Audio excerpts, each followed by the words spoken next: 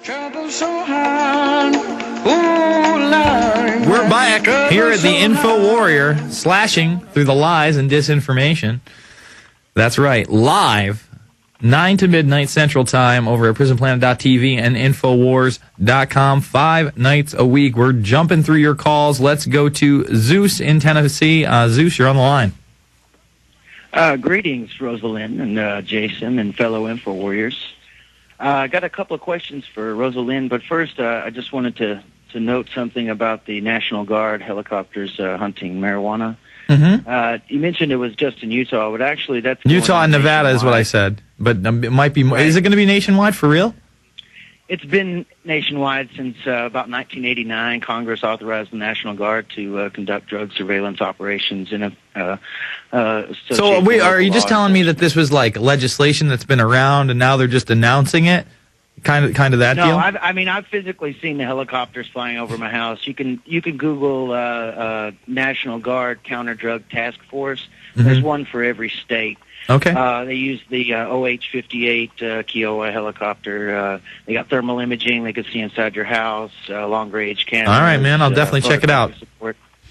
But a couple questions about chemtrails. What are the documented chemicals that are being used right now, and the predominant method of release? Is that via jet fuel and commercial airliners, or? I can't answer that question for you. I wish I could. Mm-hmm. I have been looking at this for a long time, and other than just the jet fuel itself, which changed in the late 1980s, military jet fuel changed from JP4 to JP8. There's lots of additives, and there's some reports that the additives can produce obscurants. In other words, the military Pentagon reports and abstracts report that, but they don't say exactly what it contains. They just note that it can be used for some obscuration events. So it's very hard to determine what they're using. The other issue is that there's a myriad of atmospheric programs ongoing that use aluminum and barium, strontium, and a lot of the other chemicals that are showing up in our drinking water supplies here in California and in other states that are causing us great concern. But we don't know by the mechanism or which jets would be releasing what, or what combinations they may be mixing together. We have no idea. There's a lot of speculation, and everyone wants me to say, well, what is it? And I don't know, because there's too many other programs that are ongoing atmospherically that are also using similar chemicals. Even the U.S. Navy program, recently I read their environmental impact statement for a warfare expansion program in the Pacific Ocean.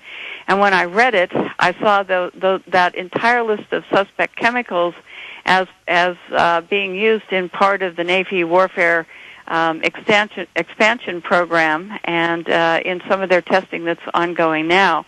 So I have concerns that a lot of chemicals can be mixed in the air and hitting us, and it's hard to find a direct source or connection.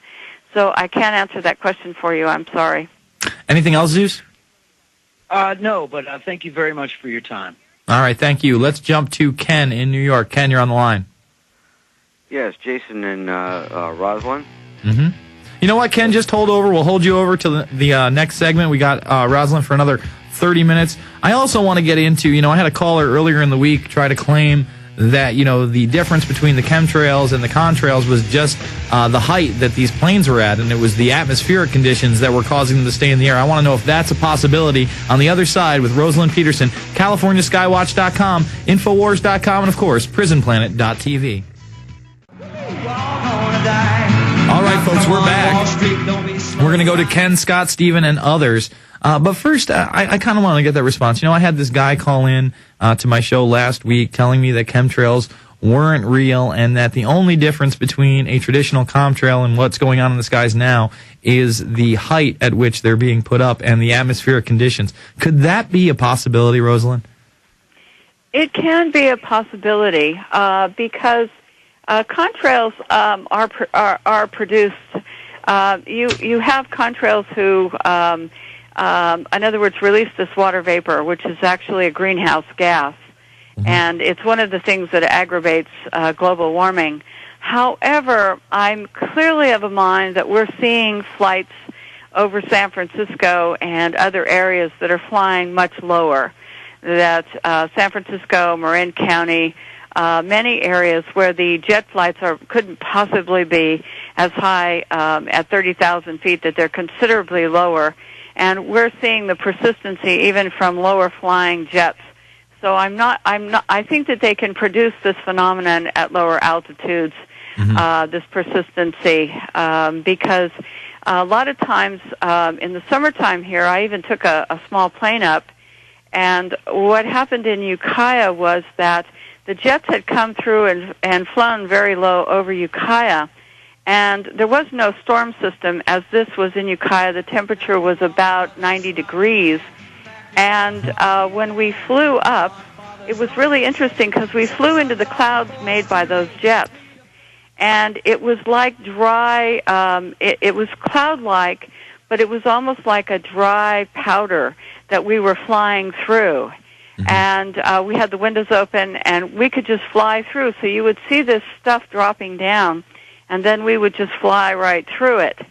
So I think that there's something else going on here, because we have what we call here dry fog, where when you go out, instead of the fog making, it looks like fog, but instead of it making in other words, covering your windshield in a mist that's wet, almost like rain, it'll be a dry powder, but it will have the same properties as fog.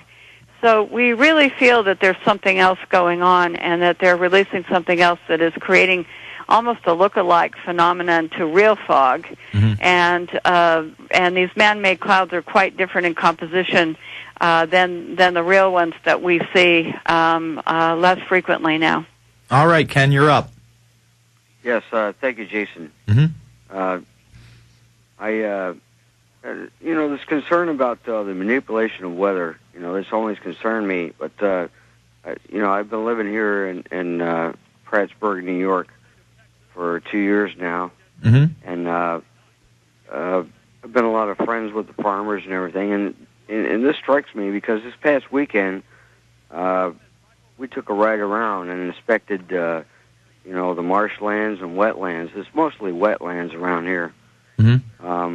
I've had a couple of people question me about low-flying aircraft, which we've observed mostly at night, flying from northeast to southeast on routine flights. We thought, nothing of it. We observed a C-130 with dual fuel tanks fly the other day. But I guess my biggest question after observing the wildlife around here is that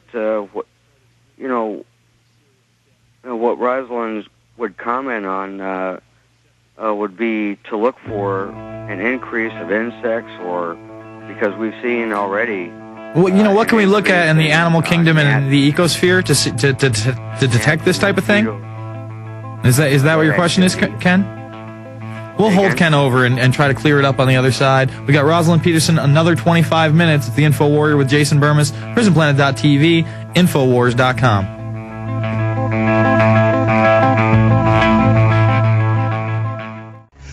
Road beast, you heard Mark of the East, running through Copland screaming fuck the police. Hormones in the water, they acting out of order like a pack of rabid wolves. They lambs for the slaughter. Crush your mandible, rip the drums like animal. Eat them seeds, say my own kind, I'm a cannibal. My regiment salute me. Haters wanna shoot me. Kool-Aid in their veins, they lawyers trying to sue me. You sell crack and rap, did a skid bid, multiple baby mamas. Take care of your kids. All right, we're back. And I think the question that the caller is posing is, are there noticeable changes in the livestock or the eco-life surrounding these types of spraying? Is that correct, Ken? Something like that? That's correct. What I was mentioning is that we went out this past weekend, a couple of buddies of mine, and these guys they've been here all their lives, okay? And they were just showing me around. And what I discovered here was that this is mostly wetland. And I never knew that. And then we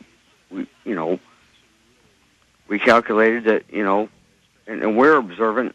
A lot of us are vets, we see these aircraft flying over, and we call each other and say, hey, can you see that flying over? Well, the other day we saw a C-130 flying over with twin extra fuel tanks on it. All right, let me get the answer. Thanks for the call, Ken. Is there a noticeable change in the eco life in places they're spraying? I think that there is, and one of the things we're noticing frog losses. We're noticing decline in bee populations, which could be related because when you put us under cloud cover, bees navigate by direct sunlight to get home and to get to plants and crops because they need that's part of their navigation system.